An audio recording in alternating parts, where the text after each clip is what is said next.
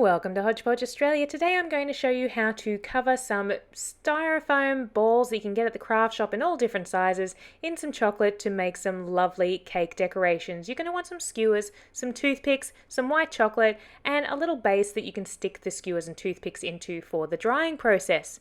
Right, let's get started. Let's melt some chocolate. First, melt your white chocolate down. You want to start with white because it's so easy you can customize the colors later.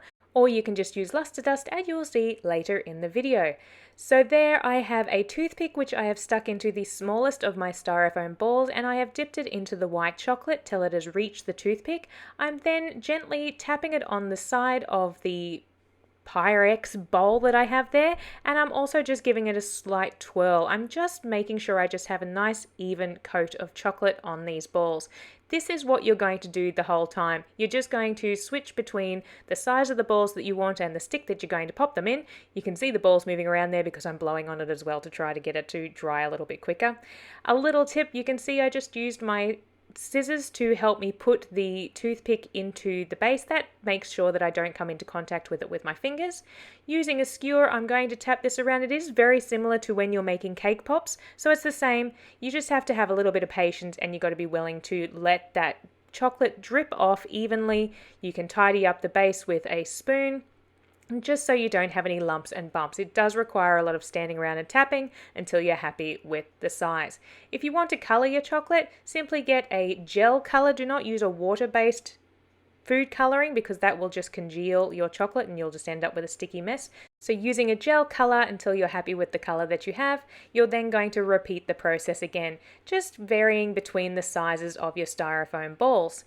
You're going to want to let all of these colors dry. The chocolate needs to dry well before you add any luster shimmer, but it really only takes maybe about half an hour until you can actually put some color onto them and then decorate your cake. So it's not like gelatin balls or fondant balls where you have to give them lots of time to dry and sometimes even several days.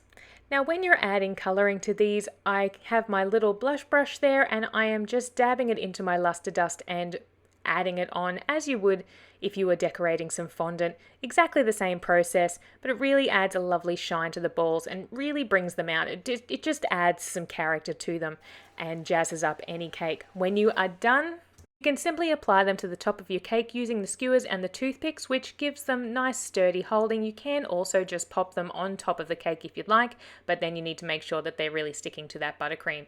If you're really going for some wow and some height, try sticking them into each other so that they're actually stacking. That will make it really stand out. But that is how you can make chocolate covered foam balls to decorate any cake theme that you might have. Thank you so much for watching another Hodgepodge Australia video. Don't forget to hit that like button and we'll see you again real soon.